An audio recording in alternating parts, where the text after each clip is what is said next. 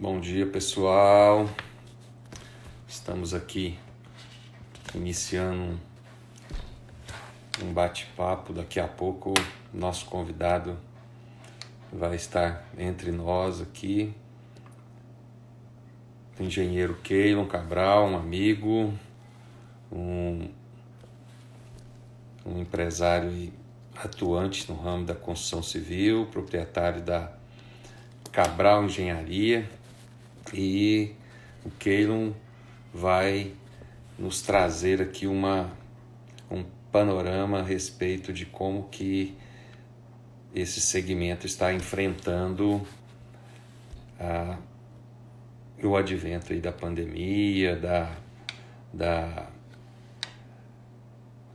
de tudo que vem acontecendo aí com a Covid-19 e mostrar que é possível que a economia continue com suas estratégias seguras aí de conciliar aí negócio com respeito aí a todas as pessoas em relação aos cuidados que ela exige. Eu vou chamá-lo aqui para a gente já iniciar o nosso bate-papo aqui. Vamos lá, aguardando.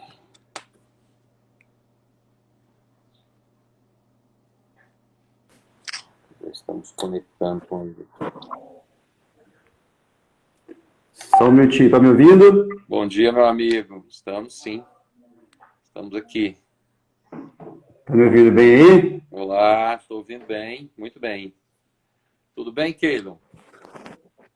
Tudo jóia. Deixa eu só organizar aqui a minha câmera.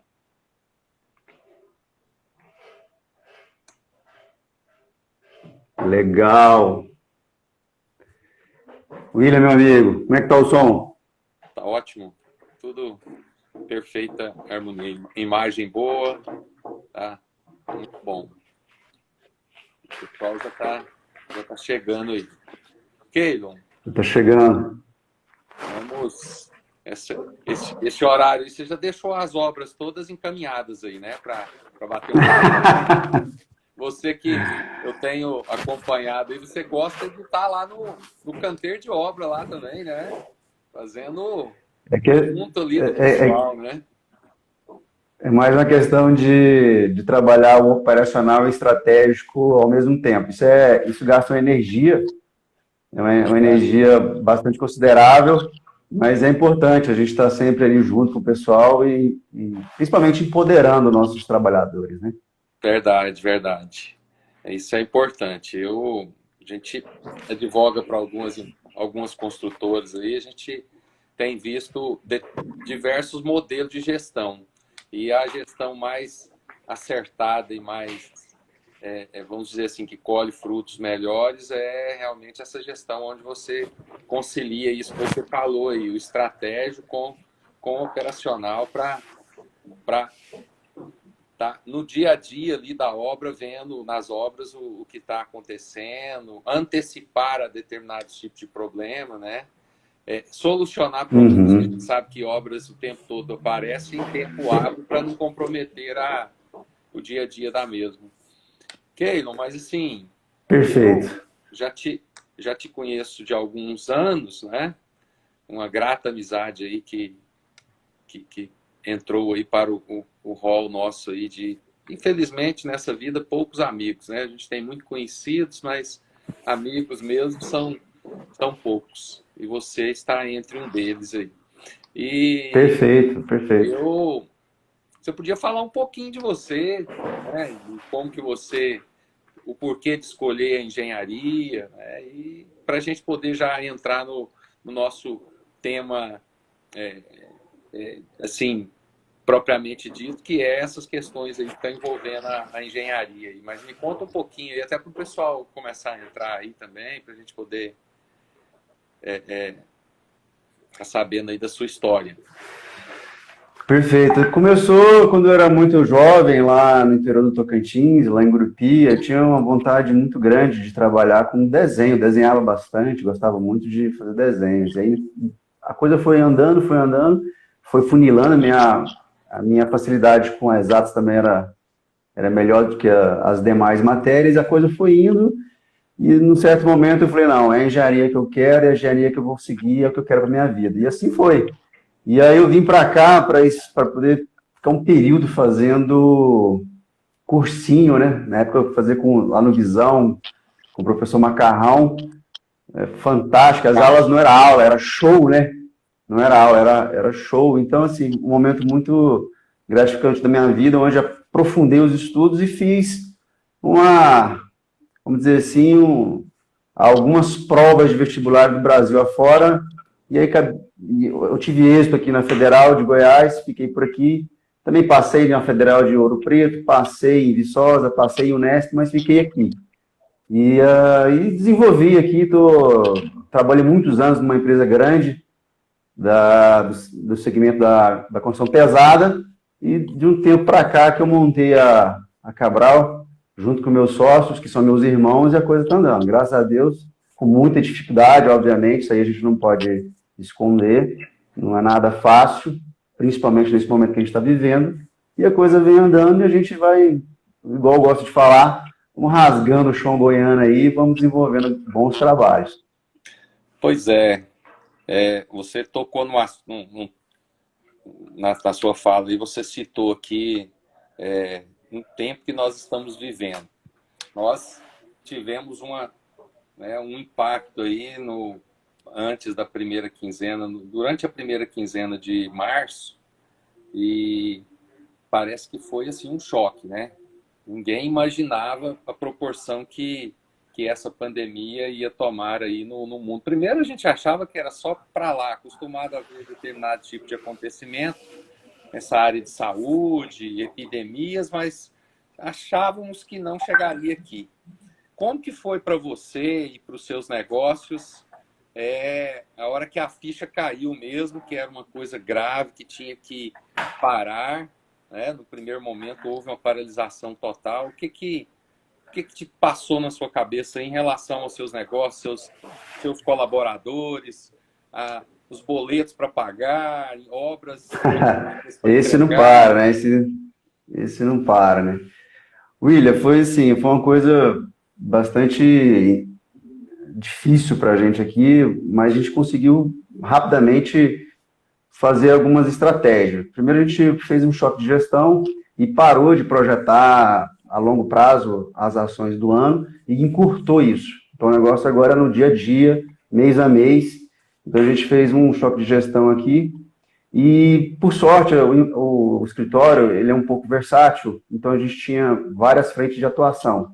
Algumas frentes foram diretamente impactadas, outras frentes não, porque logo no início da pandemia no estado de Goiás, obras de infraestrutura, principalmente saneamento, puderam continuar. Então a gente conseguiu rodar algumas obras, outras obras não, dar continuidade a alguns projetos que a gente faz gestão, outras não. Então a gente conseguiu fazer vamos dizer assim, esse balançar de pratos, né? E começamos a verificar que a gente precisava aproximar mais do cliente. Então, a gente aproveitou essa onda de fazer reuniões virtuais, então a gente inseriu isso com frequência e sempre passar uma mensagem de esperança e pensamento positivo. Isso para nós que estamos aqui no escritório e para os nossos trabalhadores, para não gerar aquela situação de constante tensão, que senão vai impactar diretamente na qualidade do serviço. Então, aqui no escritório, a gente fez essa análise bem criteriosa, e além do que, a gente evidentemente renegociou as contas, renegociou contas a pagar, contas a receber, e, enfim, a coisa foi um apanhado geral, e reuniões. O que eu acho que é mais importante dessa primeira questão, eu acho que a gente parou de projetar a longo prazo e fez a gestão mais curta, dia a dia, para poder a coisa ser mais fácil de controlar, e também para não gerar uma frustração. Então, você vai fazer uma previsão para o ano muito além do que você vai alcançar, até porque está tudo muito duvidoso. Então, foi mais ou menos isso. Sim. Realmente não houve uma paralisação, mas houve um choque, né, igual eu disse antes, em toda a população, e atingiu o mercado empresarial de forma geral. E aí, como é que Mas você... é bom lembrar que eu tive obras que paralisaram, principalmente as obras civis aqui em Goiânia. Ah, tá. Eu ia te perguntar isso. Essas obras que tiveram que paralisar, você utilizou alguma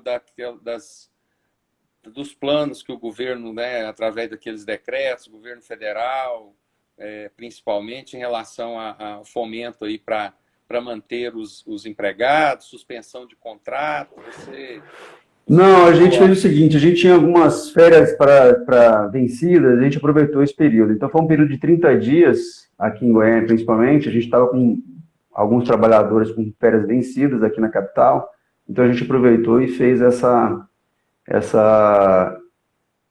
efetivamos essas férias. E outra coisa que a gente fez aqui, em relação, que eu acho que é importante a gente falar, a gente implementou o home office. Então aqui no escritório, a parte aqui do pessoal que auxilia, a gente fez o home office. E funcionou e está funcionando bem, eu acho que a produtividade não caiu, a gente conseguiu ter bons resultados, inclusive até superou as expectativas, e eu acho que isso aí é uma realidade. Então, você falou aí em home office, né? Eu estou, como advogado também, nós estamos adotando essa prática, até porque os tribunais de justiça, né, o CNJ, estendeu, inclusive, o prazo agora, não existe atendimento presencial. Então, é tudo online, as petições, inclusive as audiências. Certo. E nós estamos convictos que muita coisa vai continuar depois da pandemia, em termos de essa não necessidade, por exemplo, uma audiência em São Paulo, eu teria que me deslocar até lá. Na área da engenharia, você citou aí o home office, você acha que vai existir esse tipo também, dessa quebra de paradigma? E o que você Não acha? tenha dúvida. Não tenho dúvida, ela já era uma realidade em alguns casos e ela vai se intensificar. Vou te dar um exemplo, para o pessoal entender. Se eu estou fazendo um planejamento de uma determinada obra e eu preciso fazer compatibilização de projetos e eu tenho algumas peças importantes para poder fazer as análises desses projetos, para compatibilizar esses projetos, não necessariamente essas peças importantes têm que estar debaixo do meu teto aqui.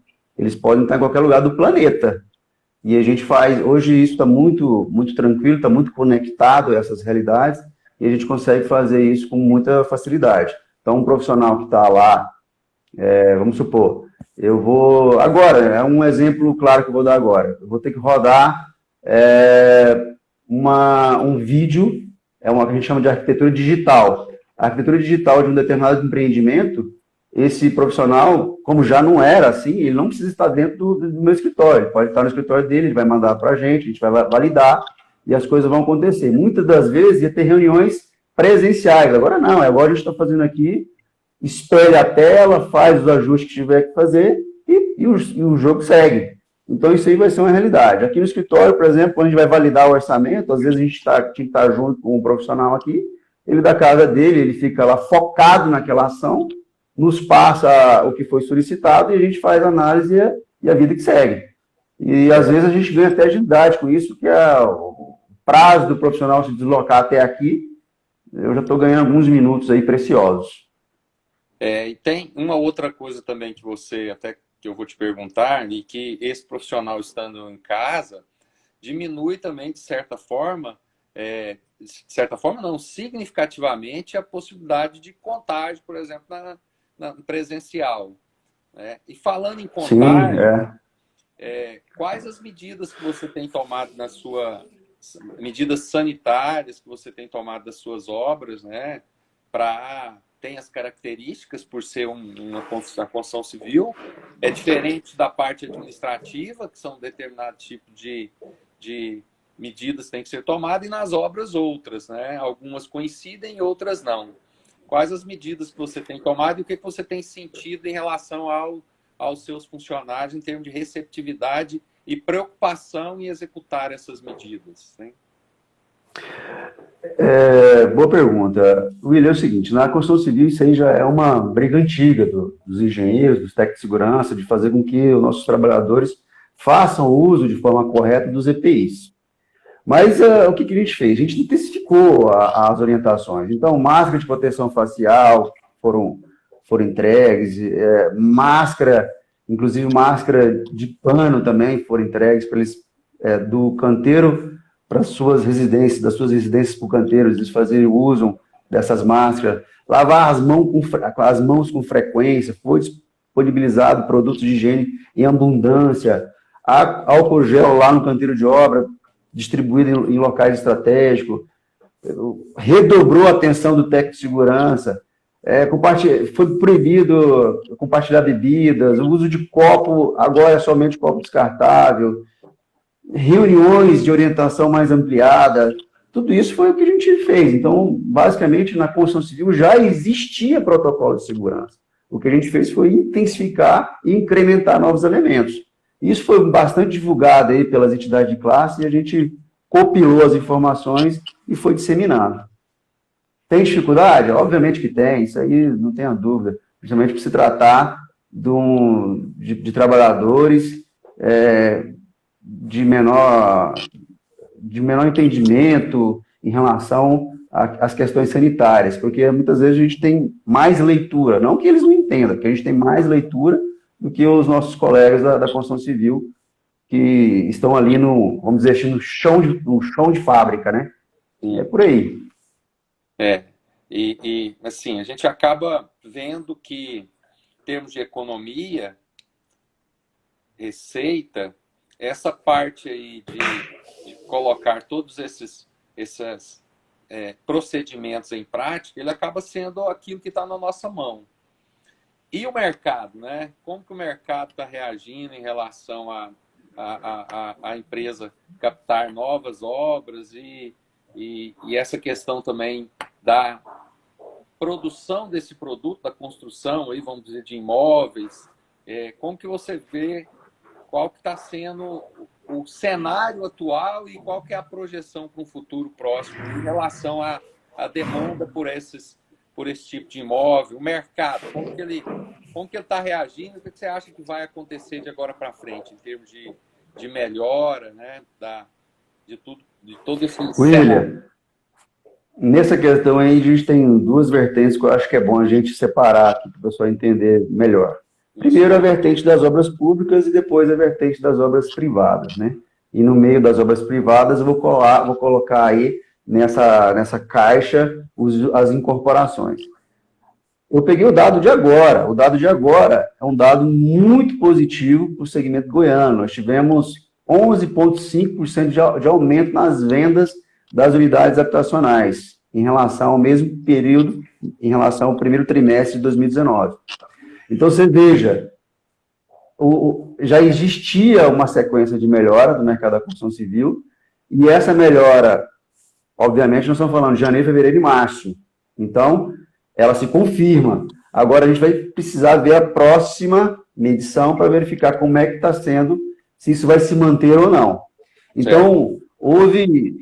E o que se deve a essa melhora significativa? Principalmente em relação à questão de dois fatores importantes em relação às vendas do mercado imobiliário. Primeiro, as taxas de juros, e segundo, o incremento de tecnologia, tá certo? As taxas de juros, com a redução da taxa Selic, ela já vem numa decrescente, é a menor da história. Então, isso impacta diretamente nas taxas de juros dos bancos, da Caixa Econômica Federal, do Santander, enfim, qualquer desses bancos que financiam o mercado imobiliário para o mutuário adquirir sua unidade habitacional.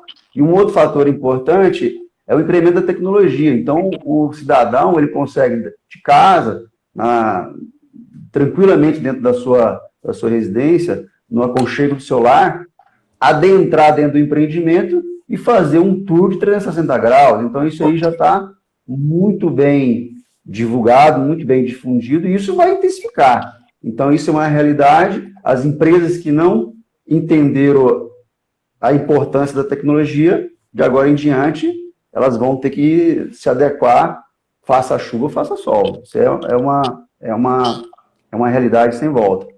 E uma outra questão, que agora voltando para as obras públicas, é importante a gente citar alguns dados. Por exemplo, hoje, Sergipe somente está rodando obras essenciais. No mapa aqui que a CEBIC disponibiliza para a gente, o mapa do mapa do Brasil está praticamente verde em todos os estados brasileiros. Sergipe está somente obras essenciais, então está vermelho. Em Caxias do Sul, 70%, 75% do efetivo está rodando. Em Goiânia, nos primeiros 30 dias da pandemia, ficou parada as obras somente podia rodar obras de infraestrutura e obras essenciais. Tanto é que nos primeiros 30 dias, aqui no escritório, a gente estava finalizando a reforma do Hospital Santa Maria, na 68, a gente continuou. Né? Pernambuco, até o dia de 21/6, estava 50% do efetivo das obras rodando. Agora, ontem, 22/6 em diante, que é 100% de efetivo. Então, você vê que existe várias realidades no Brasil, tá? E uma outra coisa importante em relação à questão das obras públicas, que eu acho que é fundamental falar, é que nós temos agora uma situação que requer muita atenção. Aquele pacote de 60 bi que foi disponibilizado, aí, que está sendo disponibilizado para os estados e municípios, pelo governo federal, e esses estados e esses municípios vão fazer o uso desse dinheiro para obras diversas, para ações diversas. Aí que está o grande X da questão. Esse recurso, ele é importante para poder fomentar o mercado da construção. Ele é fundamental para poder girar a roda, olha o que eu vou falar, girar a roda do segmento da construção. Mas é importante saber também, aí já é uma questão da população, ficar de antena ligada, de acender o sinal de alerta, para saber onde esses gestores vão aplicar essa grana. Então, isso é fundamental.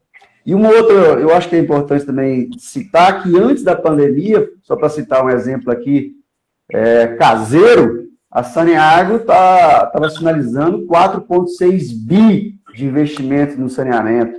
Então, até agora, isso está bem devagar, bem lento, então a gente está com expectativas boas, apesar dessa situação muito ruim, a gente tem um cenário que, se a gente olhar a longo prazo, que ela é interessante. Então, resumindo, o mercado da incorporação no primeiro trimestre teve excelente resultado, se comparado aos anos anteriores, e o das obras públicas está projetando aí importantes obras que vão fazer com que a roda do segmento da construção tenha fôlego aí por bastante tempo.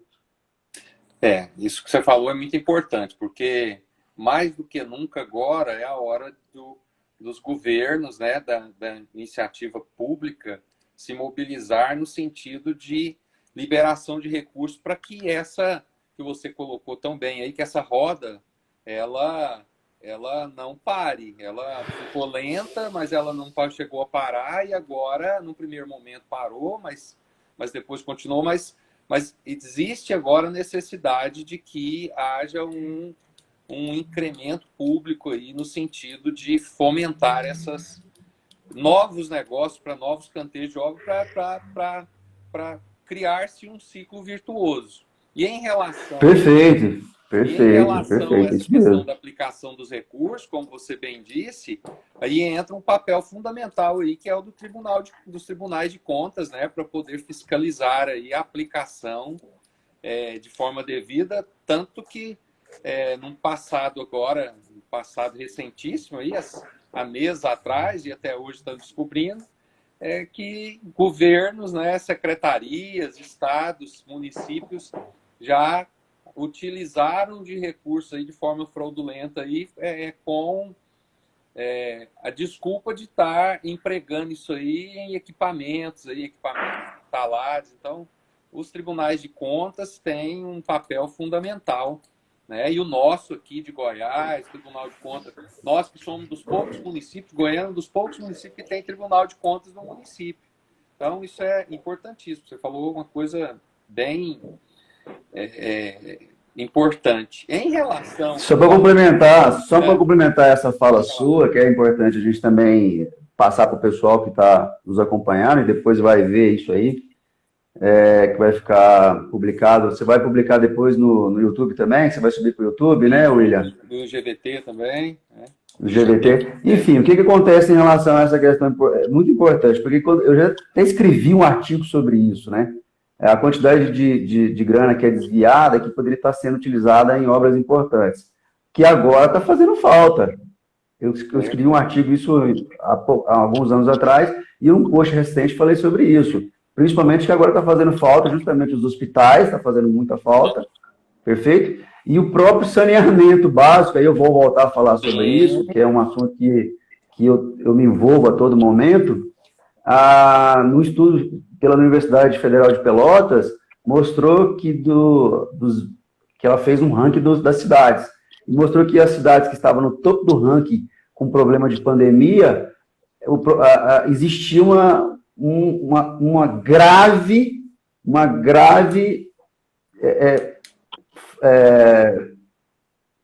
um problema sério em relação à distribuição de água tratada.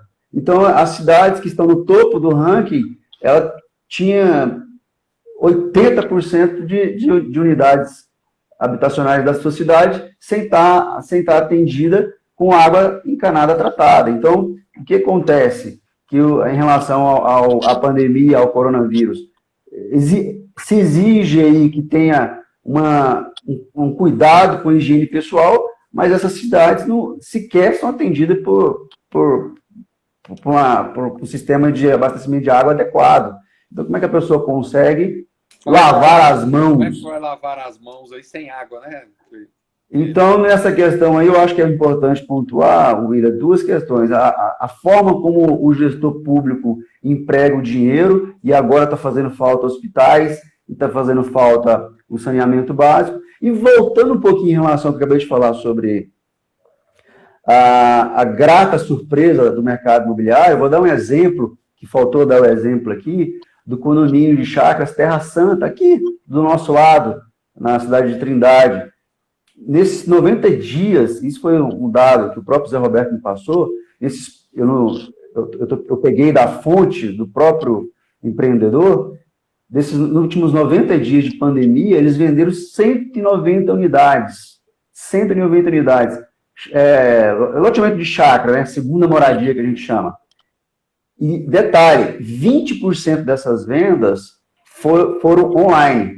Ou seja, é uma forma diferente que o mercado imobiliário, que as incorporadoras estão avaliando como positivo de fazer essas vendas e ter resultado fantástico em plena pandemia, né? Enfim, isso também eu queria deixar pontuado aí. Na verdade, a incerteza do empresário, do investidor, melhor dizendo, a tendência dele com medo aí de algum tipo de crise, que nós também estamos passando por um momento também de uma incerteza política. Então, leva as pessoas a transferir os seus investimentos aí em investimentos mais seguros, né? E o empreendimento aí, né, físico, vamos dizer assim, uma casa, um imóvel de lazer, isso tudo é um investimento que secularmente é conhecido como investimento seguro. Então, as pessoas, um momento aí onde esse mercado está explicado por que ele não está sentindo muito, né, Pedro? E outro detalhe que é bom a gente falar, que aqui em Goiânia, por exemplo, muita gente mora em apartamento e na pandemia todo mundo ficou enclausurado, fechado dentro dos seus apartamentos. E aí, o que a pessoa quer agora? Ele quer amplitude, ele quer natureza, ele quer botar o menino para correr, ele quer espaço. E aí, o que acontece?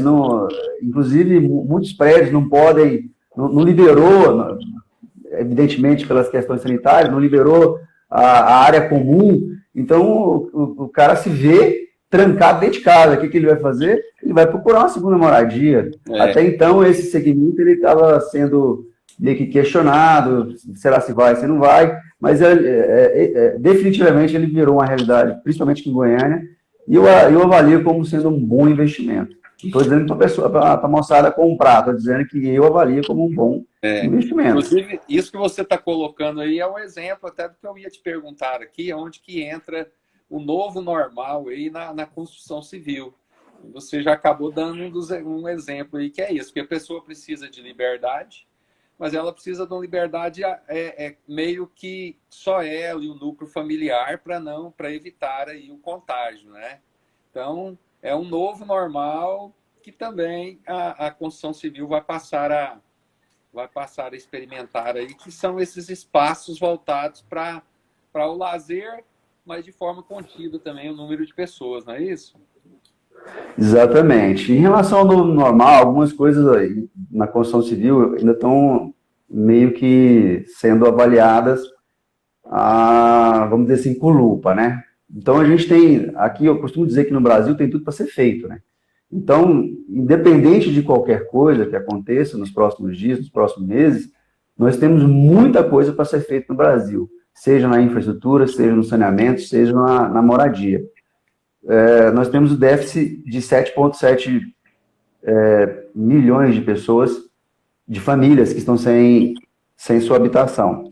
Então, a gente tem, vamos dizer assim, grandes oportunidades de negócio, mas que precisa, de novo, que tenha ajuda do governo. Então, não adianta a gente querer falar, a construção é diretamente atrelada ao seu PIB. Então, quanto mais investimentos tiver, mais obras vão ter, mais o mercado vai sentir, mais as pessoas vão ter, quando as obras acontecem numa determinada região, as pessoas vão ter dinheiro no bolso, o trabalhador que está numa determinada obra, ele vai conseguir fazer com que a economia daquela região gire, que a venda do seu Zé receba ali o pagamento da compra do mês. Então, eu estou falando do segmento onde eu estou inserido. Então, quanto mais investimentos públicos tiver para obras de grande impacto na região, melhor vai ser. Falando de Goiânia, nós temos uma série de investimentos que devem ser feitos aqui, o anel viário que deve ser construído, investimentos aí para poder universalizar o esgoto e o saneamento básico de Goiânia, obras estruturantes de toda a natureza. Nós temos vários canais, obras da mesma forma como está sendo feito a leste-oeste. Tem muitas outras áreas de fundo de vales que deveriam ser olhadas com bons olhos pelo poder público, para poder melhorar o nosso escoamento, nosso transporte público. E isso vai passar, sem sombra de dúvida, por obras estruturantes. Então, tudo bem, Kilon, e está tendo bastante obra. Não, na verdade, as obras que estão sendo executadas, elas foram planejadas em outras gestões e agora que conseguiu, efetivamente, esse recurso ser liberado. E aí não teve jeito, teve que liberar todas as obras ao mesmo tempo. E aí virou o caos que a gente viu antes da pandemia, em relação ao transporte público, o transporte coletivo. O ir e vir das pessoas foi bastante prejudicado por essas obras. Aí vem a história, fazer ou fazer as obras? Aí é uma questão do gestor, e o gestor definiu que sim, vamos fazer.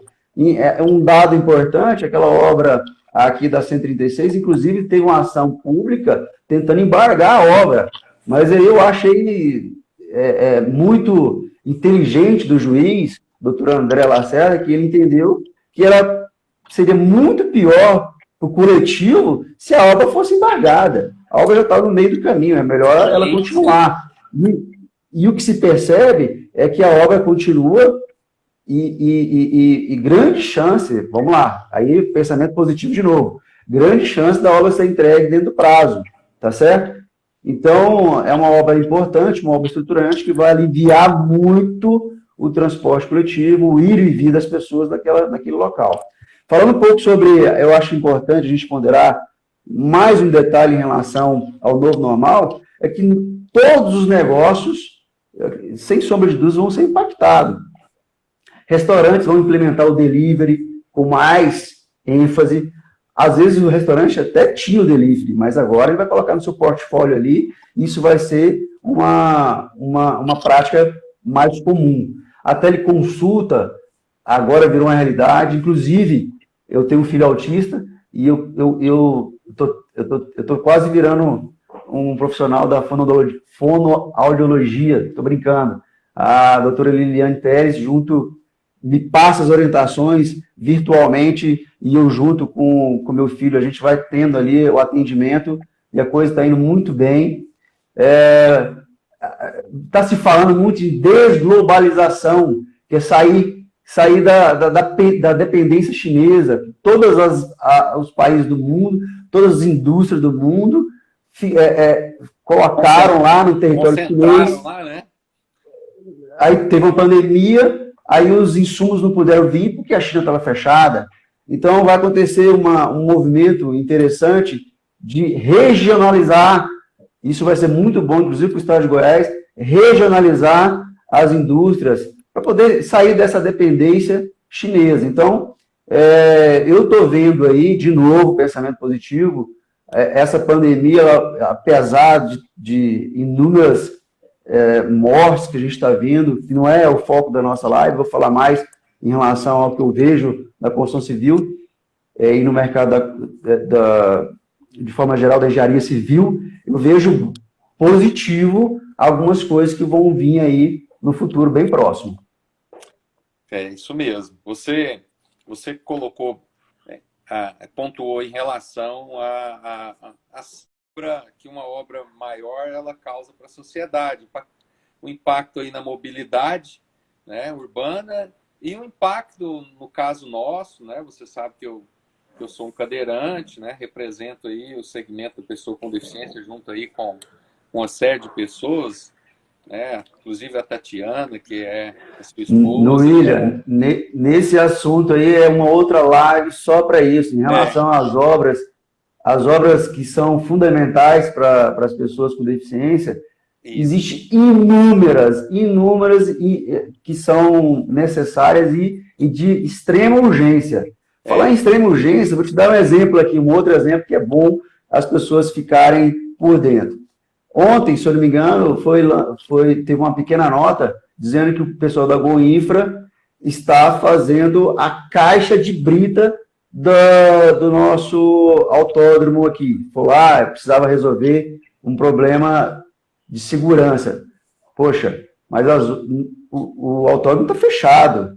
Será que era prioridade fazer essa caixa de brita? Por mais que é uma obra simples, por mais que seja uma obra simples, que deveria estar no cronograma de ações da Goinfra, mas não era melhor focar as ações que são relacionadas ao momento que a gente está vivendo, ações que têm correlação com a necessidade da população nesse momento? Enfim, é umas coisas que a gente levanta. Eu não sei, obviamente, qual foi os critérios que foram adotados, mas, enfim, isso aí é muito importante a gente só dar essa pincelada. Você colocou aí a importância do governo fomentar obras. Em relação a essa questão da acessibilidade, seria um bom momento para um incremento agora de contratação, né, de licitações rápidas e de contratação de empresas que pudessem fomentar aqui em Goiânia a questão das calçadas, né?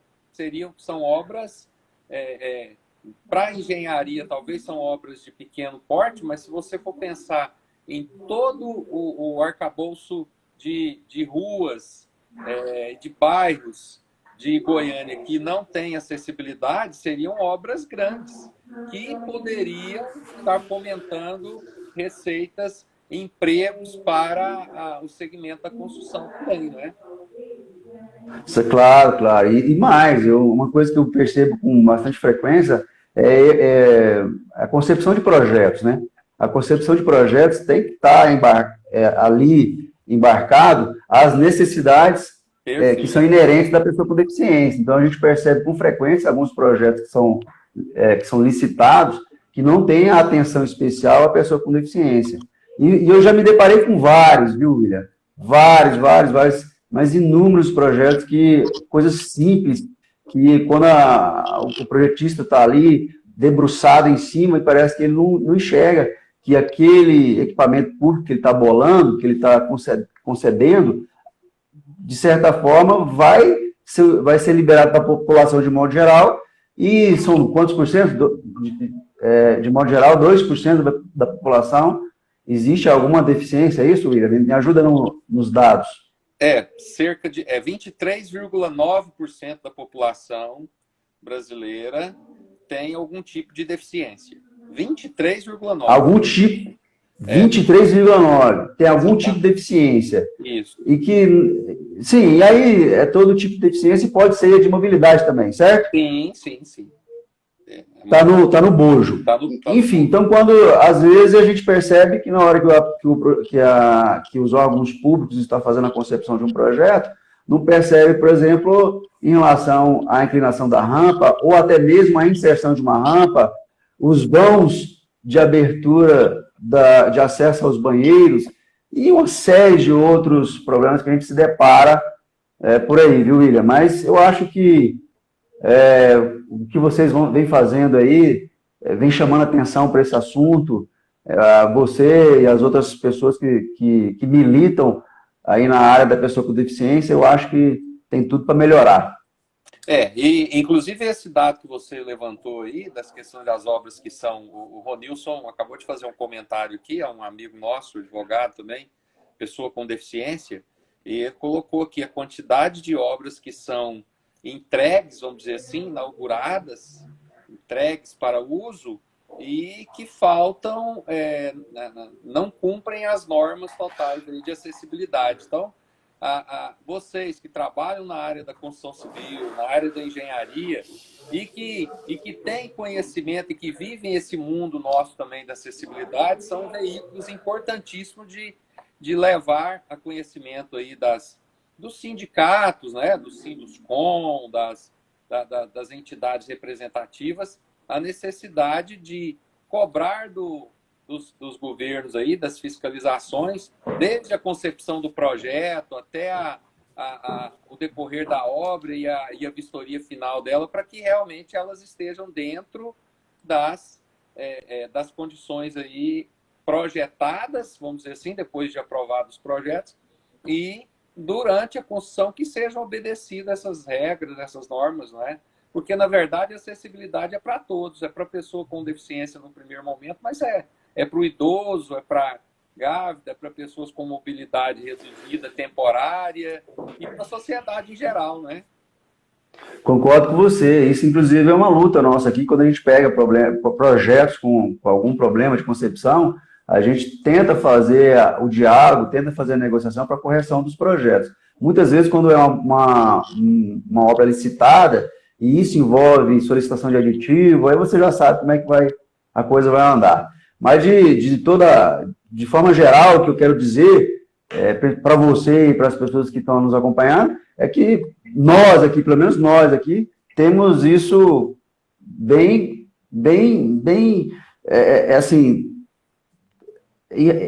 firme no nosso propósito aqui, em relação à questão da pessoa com deficiência, até porque eu vivo isso todo dia, toda hora, né, William? Então, você sabe a nossa luta aí. E não seria coerente, não seria justo da minha parte eu deixar esse assunto em segundo plano quando eu me deparo com um projeto falho. Então, isso aí é uma coisa que a gente vem sempre debatendo, gera muita discussão, mas a gente quer o melhor da obra e o melhor para o cliente, seja ele público, seja ele privado. Isso aí, sim, a gente não faz distinção aqui. Aqui a gente quer sempre o sucesso. E é para isso que a gente está lutando nessa engenharia nossa aí, viu, William? O Keylon, nós trouxemos a nossa conversa muito próximo aqui para Goiânia. Você citou alguns dados aí da própria capital, e eu tinha uma pergunta foi feita ontem pelo WhatsApp para mim. Um amigo colocou aqui, o ISS, ele, mesmo que ele deva ser recolhido no local da obra, você acha que seria benéfico uma diminuição dessa alíquota aqui para o município de Goiânia? Uma pergunta interessante, porque a alíquota de ISS da capital aqui é uma das maiores do estado, não é? Excelente pergunta. A questão do ISS é uma briga antiga, tá certo? É o seguinte, eu acho que tem que ser coerente a questão da cobrança do ISS. Tem dois lados, essa questão tem dois lados, o lado bom e o lado ruim. O lado bom é que o gestor público vai conseguir arrecadar volumosos recursos financeiros e que, vamos lá, na nossa esperança, ele vai utilizar de forma adequada. Esse é o primeiro ponto. O lado ruim é que, às vezes, ele onera de sobremaneira um pequeno empresário. Aí eu me coloco nesse grupo aí. Então, a gente reclama que a gente tem sócios que não nos ajudam, tá certo? Não nos ajudam. Então, essa questão do ISS em relação à Goiânia, ela deveria ser levado para um debate de maior proporções, no momento oportuno, e não sei se agora ou no próximo período de uma nova gestão, ou até mesmo os legisladores que vão estar lá. Então, esse é um debate muito, vamos dizer assim, muito capcioso e precisa ter uma análise bem criteriosa. E eu vou te falar, ISS para nós aqui, realmente, ele é pesado, mas o que a gente está fazendo é seguir a regra do jogo. É lei, a lei é para ser cumprida e a gente vai seguindo. Obviamente que a gente, as duras penas, vai honrando com o nosso compromisso. Isso mesmo. O que a gente queria aí, William, para poder ir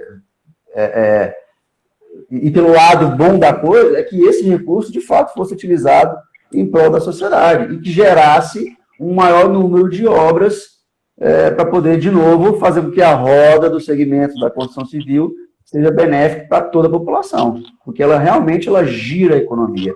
Então, aqui em Goiânia, a gente pode ficar uma live só falando de obras que devem ser executadas e que é de extrema urgência. E aí a gente tem que levar para uma análise qualitativa em relação ao momento que a gente está vivendo. Ok, são obras importantes para serem, de fato, executadas nesse momento? Sim ou não? Vamos ver o peso disso e etc. É por aí que eu penso.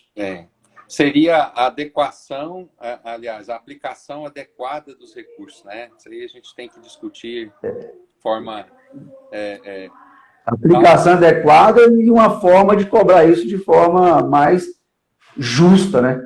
Vamos dizer assim. Não sei, aí é um pensamento que eu vou deixar para vocês aí no futuro próximo. O Keylon, você sabe que as horas passam assim incrivelmente, né? Faltam 10 minutos para... Quase 10 minutos aí para nossa... E a gente tem assunto, viu, William? Aqui tem...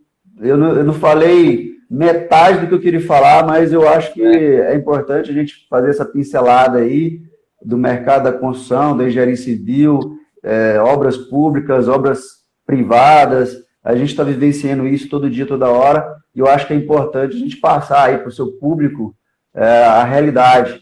Existe coisas boas que estão acontecendo, existem coisas ruins, e disso aí a gente vai trilhando um caminho e vamos avançando. Certeza. Eu queria só registrar uma das inúmeras sugestões aqui de pessoas que estão nos ouvindo. Dr. Cairo. O Dr. Cairo é um advogado, membro lá da Comissão do Direito da Pessoa com Deficiência da OAB, e ele trabalha muito nesse viés aí, de forma a fiscalizar as obras de acessibilidade. Ele colocou aqui o desconhecimento que as pessoas, que a maioria das construtoras tem em relação às NBRs, quando da concepção dos projetos de acessibilidade. Mas eu volto a afirmar que o meu ponto de vista é que isso aí deveria ter um filtro que é lá nos departamentos aí da prefeitura, na hora da autorização desses projetos, não é, Keylon? Perfeito, ele tem razão em relação a isso aí. Existe um desconhecimento e o que a gente tem que fazer é buscar a informação e se adequar. O que acontece é que existe todo um processo. O processo é a concepção do projeto, primeiro o desejo do projeto, a concepção do projeto, a efetiva elaboração do projeto básico, a efetiva elaboração, uma vez validado o projeto básico, a efetiva elaboração dos projetos executivos, e aí segue para a construção. Se for licitar, vai passar ali pelo crivo ali de um controle interno, libera para licitação e a obra acontece. No meio da obra, os fiscais vão avaliando ali a qualidade construtiva e depois tem o termo de entrega definitivo daquela obra. Beleza, esse é o caminho natural da coisa. Então, existe ali no início o desejo, concepção, projeto básico, ali é a hora de fazer a avaliação por lupa se todas as exigências estão sendo atendidas. Então, isso vale para obras públicas e obras privadas, tá certo? Ele tem razão, essa questão do conhecimento em relação às normas aí é fundamental para que se tenha projetos de melhor qualidade. Até porque nós temos um problema sério, muito embora a nossa cidade, trazendo para Goiânia, nossa cidade seja uma cidade nova, comparada com outras cidades aí que tem 400, né, anos, quase 500, Goiânia é muito novinha. Mas existem muitas obras aqui que foram feitas no passado aí onde não tinha essa legislação específica, essa preocupação com o bem-estar da população. Então, tem esse lado aí também, que são todas essas obras que já existem, que têm que ser passadas em algum momento por um ajuste aí em termos de normas e de acessibilidade, não é? Uma série de... Exatamente, são obras de adequação. Isso aí, uma hora ou outra, isso vai ter que acontecer. E aí, vai muito das entidades de classe, vamos dizer assim, do legislador, das pessoas interessadas, para que isso ocorra e cobre do gestor para que libere, que seja uma pequenas obras de adequação, para que de fato se tenha essas obras, esses espaços públicos adequados para que seja a população de modo geral que consiga acessar, né? Vamos dizer assim. Eu acho que é por aí. É como você falou, Keino, o tema é tão abrangente que daria para fazer uma live aí para cada, vamos dizer assim, para cada tema desse. Cada tópico que foi colocado aqui daria para se conversar muito sobre eles, né? Mas, assim, já tem até pessoas aqui colocando aqui que merece parte 2, aqui tem outra live sobre isso. Grato. Como nós temos 8 minutos aí, e você nos colocou aí um arcabouço de informações importantes para que a sociedade conheça, né, que é uma atividade aí que se propõe a construir construções para nós, ela tem, além do fator social aí, de empregar, além da geração de renda, existe a preocupação sua com que essas obras sejam oferecidas, colocadas ao público de forma a atendê-los, porque são obras que vão ficar por décadas e décadas tendo o seu papel, né, na sociedade. Então, a gente prima por pessoas que tenham essa concepção. É lógico que o lucro faz parte do negócio, né? A sobrevivência das pessoas é o seu ganha-pão, mas isso aí não pode ser a prioridade primeira, né? A primeira na concepção de um negócio. E a gente vê em você essa preocupação com o social, com a coletividade.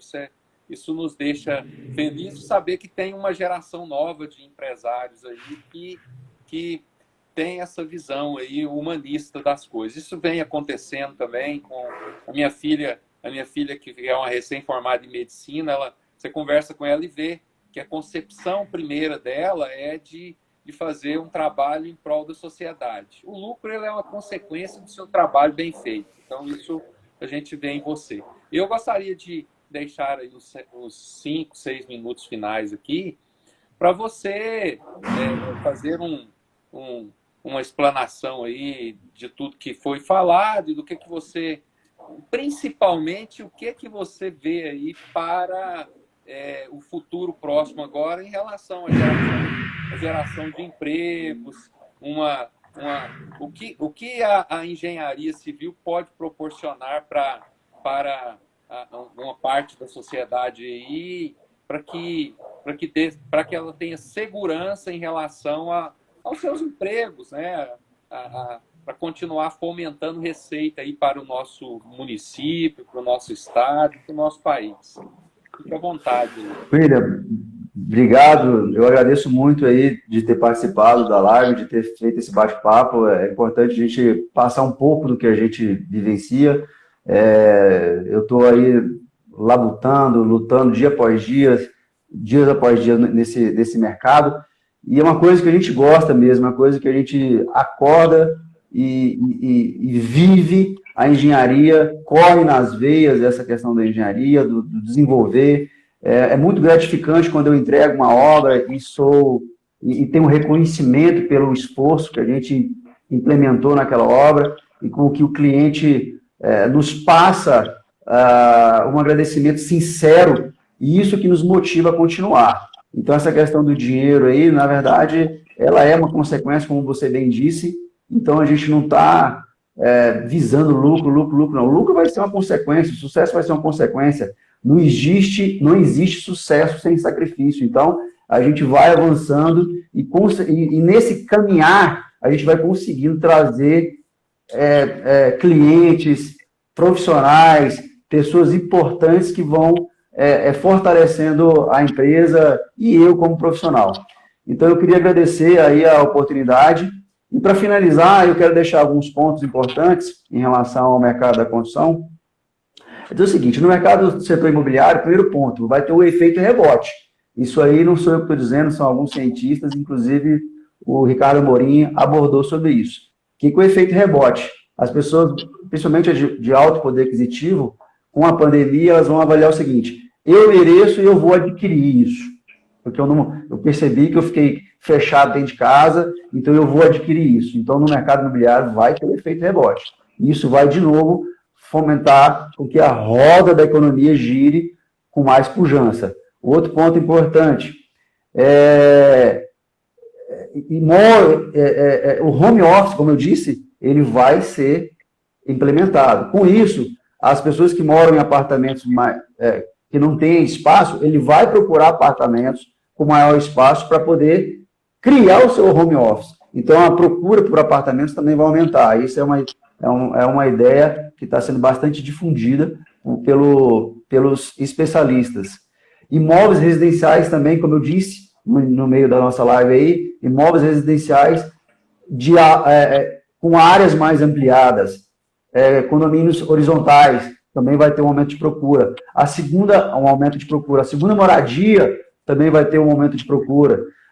Voltando agora para as obras públicas, nós vimos agora recentemente o secretário Adonídio falando sobre o pessoal da Mais Petro, aqui do nosso lado,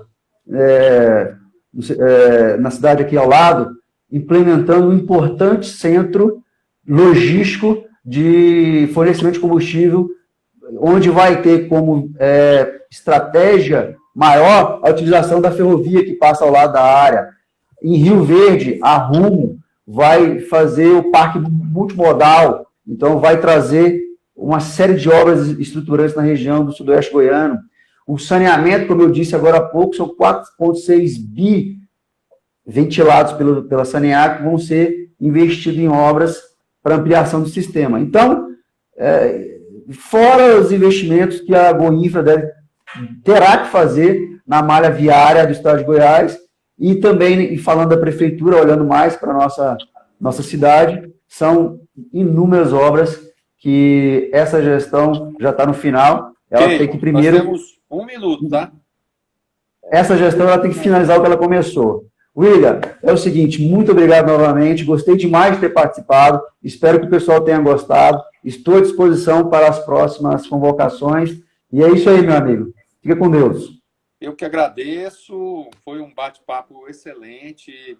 Pelos comentários aqui, as pessoas gostaram muito, e como eu te falei, são temas abrangentes que nós vamos voltar a conversar. Em Goiânia, nós estamos num momento agora de discutir o que é melhor para Goiânia e para o próximo ano, que a gente tenha responsabilidade e critério na escolha dos novos representantes nossos aí para o ano que vem. Observe o histórico das pessoas que estão propondo aí, se aventurarem no sentido de dar o seu nome e contribuir para que nós construamos aí uma Goiânia onde possa oferecer para vocês, empresários também, oportunidades aí efetivas e de forma